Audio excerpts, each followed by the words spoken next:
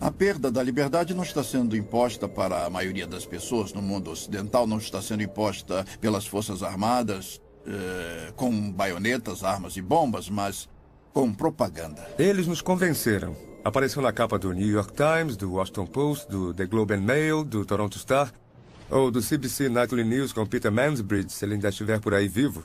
Tem que ser verdade.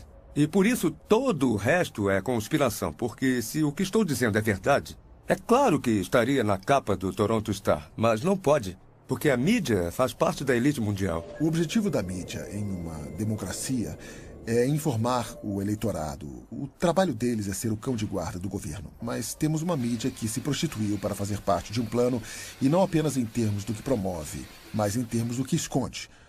A verdade foi escondida do povo americano, e ainda é. É uma máquina de propaganda incrivelmente organizada. Os impérios controlam as pessoas ou manipulam as pessoas, garantindo que controlam o que elas pensam. E é exatamente isso que eles fizeram tão bem, porque o melhor hipnotizador do mundo é essa caixa preta, que todo mundo tem em sua sala de estar, chamada televisão, que nos diz o que comer, pensar, vestir, como andar, o que falar. Sabemos mais sobre a vida de Britney Spears do que sobre a vida dos nossos cônjuges. É uma progressão gradual de pessoas bem-intencionadas que apenas querem a paz mundial, para aquelas que aceitam conceitos panteístas e, por fim, uma pequena porcentagem daquelas que adoram Lúcifer ou Satanás. O mal existe. E o mal tem sido capaz de coordenar e combinar seus esforços para nos levar a esse ponto. Quando você olha para onde já chegamos nesse caminho, principalmente durante os últimos 10 anos, e quando você vê quantos grandes planejadores econômicos são a favor de um sistema econômico mundial e que várias figuras das Nações Unidas estão falando sobre um sistema político mundial, de preferência pelo ponto de vista deles, com o poder sendo passado para as Nações Unidas até o ponto de nos tornarmos um governo mundial. E em 6 de julho de 2009, o Papa falou abertamente sobre a criação de uma autoridade política mundial, com força para se dar poder. Começamos a perceber que estamos mais perto disso do que imaginamos. Eu não sei como eles sabem tudo sobre nós. Eles sabiam. Não, eu não fui acusado de nada. Mas foi um alerta. Eu sei... Sei que não podemos. Olha, fica calma para que a gente possa conversar, tá legal? Eu não quero mais falar no telefone. Eu sei que isso parece loucura, tá bom? Eu te amo. Tudo bem, tchau. Não há dúvida de que vivemos numa sociedade vigiada. Não há dúvida de que perfis detalhados de cada um de nós estão sendo criados e guardados. Não há dúvida de que isso só vai crescer a cada dia que passa e com cada avanço tecnológico. Não há dúvida de que com cada nova ameaça, nova crise e consolidação dos recursos mundiais, conhecimento e moeda, nosso mundo fica mais perto de um sistema de governo mundial. Esse sistema não vai apoiar o cristianismo ou o judaísmo. Direitos básicos como a liberdade de expressão, de religião e de ter sua própria terra vão desaparecer. Nos dias de hoje, já temos pessoas muito poderosas e influentes que se dedicaram para ver isso acontecer. Não tenho dúvida de que vai acontecer e logo. E por que não estou com medo nem correndo para as montanhas? Porque eu sabia que isso aconteceria.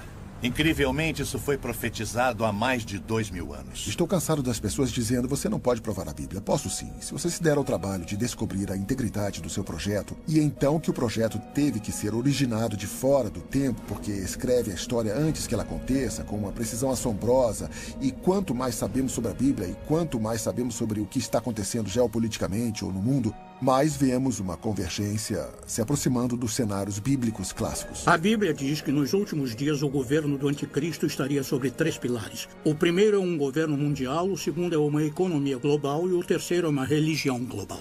As pessoas à frente desse governo mundial geralmente são contra os judeus e contra os cristãos, e eles querem unir todas as religiões do mundo e unificá-las com um propósito específico, que é colocar uma figura de liderança no poder que governaria um mundo. E a Bíblia nos alerta para esse tipo de desenvolvimento nos últimos dias. Estamos muito longe de onde estávamos nos anos 50 e 60, na atmosfera do anticristo.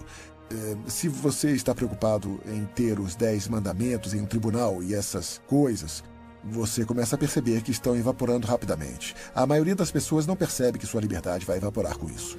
Há muitos sinais hoje que indicam que estamos vivendo os últimos dias. A Bíblia tem tantas profecias nos alertando, nos dando uma ideia dessa época que está se aproximando, para que todos que estiverem vivos quando isso acontecer possam estar alertas e preparados. E uma delas, a maior talvez, é os israelitas se reencontrando, saindo de todos os lugares do mundo, quase 7 milhões de judeus voltando para Israel depois de 2000 anos. Isso é incrível.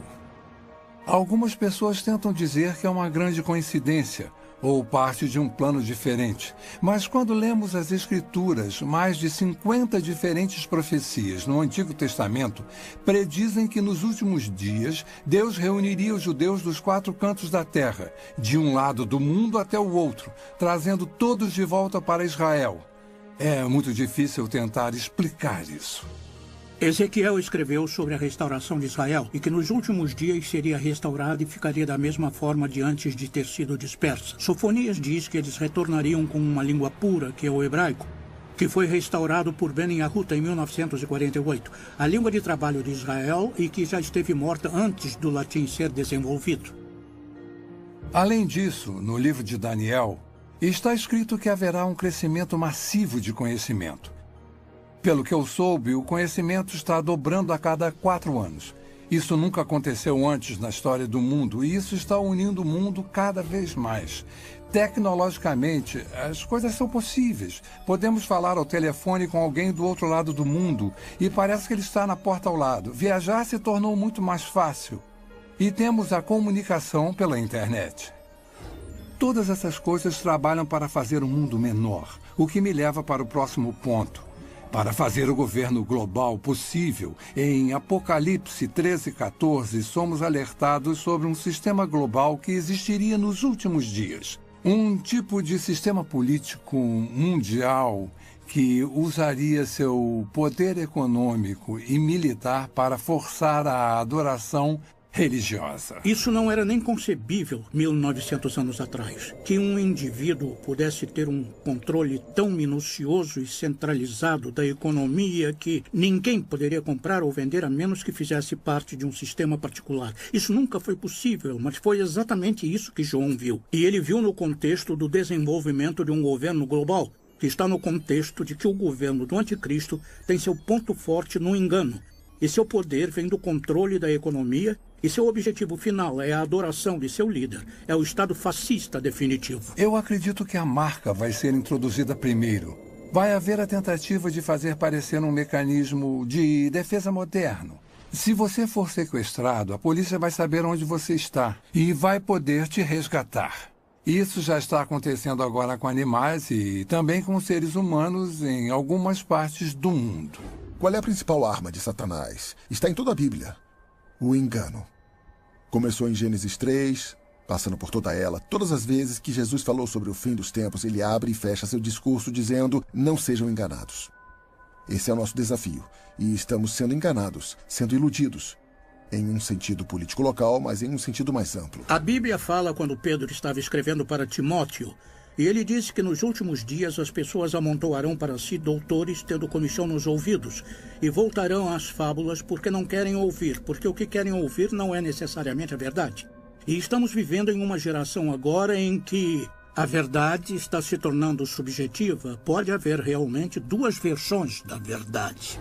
Finalmente, em Mateus 24, Jesus nos alerta sobre enganos sem precedentes que vão acontecer no final dos tempos, precedendo sua segunda vinda. Especificamente no versículo 24, ele diz: até os eleitos seriam enganados, se isso fosse possível. E deve ser um grande engano para Jesus fazer esse tipo de declaração. E estamos vendo um aumento nos enganos hoje, falsas religiões surgindo e tomando controle nos Estados Unidos, onde há apenas uma geração, a maioria das pessoas professaria sua crença em Cristo, ou pelo menos sua ética teria uma base cristã. A cultura em que vivemos é bem estranha. Ela nega a existência da verdade. Para que servem as universidades? Eu pensei que fossem para descobrir a verdade. Qual é o propósito da ciência? Descobrir que é a verdade. E vivemos numa sociedade que nega a existência da verdade. Outro sinal é o crescimento da depravação do homem. Em 1ª e 2ª Timóteo, fala sobre como nos últimos dias o homem se tornaria mais focado em si mesmo, estaria em busca de prazer. Seria egocêntrico, orgulhoso, soberbo. E estamos vendo todas essas coisas hoje através do movimento da nova era de formas que nunca vimos antes. O importante somos nós. Literalmente temos milhões de pessoas que acreditam que são Deus. Jamais encaramos uma situação como essa antes, mas encaramos agora. Estamos quebrados, estamos em uma guerra global, estamos em uma guerra religiosa. Tudo, na verdade, parece estar... Estamos em declínio, estão falando em se livrar do dólar americano. Tudo parece apontar para os Estados Unidos não ser mais a única superpotência mundial, que é exatamente o que a Bíblia diz. Podemos ver tudo convergindo para isso. Então, podemos fazer uma lista dos principais países do Oriente Médio, da Europa e do Extremo Oriente e rever essa lista. Podemos falar sobre tecnologia, podemos fazer uma lista de tendências. Somos classicamente monitorados por empresas, numa dúzia delas. E quanto mais você sabe sobre cada uma delas e quanto mais sabe o que a Bíblia fala sobre elas, você vê a convergência. Não é só uma, são todas elas ao mesmo tempo. Está claramente dizendo que esta geração não vai passar até que todas essas coisas se cumpram. Faz parte desse discurso, mas faz de Israel a referência, é o relógio, é o cronômetro. Quando começar a andar, nós teremos apenas mais uma geração. E estamos bem perto disso agora. Meu desafio para qualquer um, para quem essas coisas estão frescas, novas e desconhecidas, é descobrir por si só. Não o que o Chuck Missler ou alguém no rádio ou TV disse. Descubra por si só o que a Bíblia realmente diz. A Bíblia diz que os céus e a terra proclamam a existência e a majestade de Deus, nosso Criador. Esse mesmo Criador nos deu um livro para partilhar seus pensamentos e planos para nossas vidas. Diferente de qualquer livro em toda a história, ele prediz o que vai acontecer no futuro. O nascimento, morte e ressurreição de Jesus Cristo. O retorno de Israel para sua terra em 1948. Nosso notável mundo em mudança hoje. Se alguém que você conhece pode prever o futuro com 100% de precisão, você não daria ouvido a ele? A Bíblia faz exatamente isso. E prediz que Jesus vai voltar para seus seguidores e vai levá-los para um lar eterno e maravilhoso. Se você estiver vivo para esse evento ou se já tiver morrido antes disso, eu oro para que você aceite Jesus Cristo como seu Senhor e Salvador hoje. Você pode não ser capaz de controlar o que acontece com seu país ou nosso mundo, mas você pode controlar seu destino eterno. A Bíblia diz que o amanhã não pertence a ninguém. Faça a decisão mais importante da sua vida. E acredite que Jesus te ama e quer fazer parte da sua vida. Nossa pesquisa sobre práticas de vigilância, perda de liberdade e poderes ocultos não são para te assustar. Foram feitas para abrir seus olhos para um mundo inconstante ao nosso redor. Pretende lançar uma luz nas incríveis profecias de Deus. Pretende te aproximar de nosso eterno Salvador, Jesus Cristo. O que vai acontecer daqui a um mês, daqui a um ano, daqui a 10 anos? Como nos preparar para isso? A única coisa que Deus coloca sempre no meu coração é a importância de ficar perto dele, viver um dia de cada vez e que possamos todos nós manter os olhos abertos e focados na eternidade.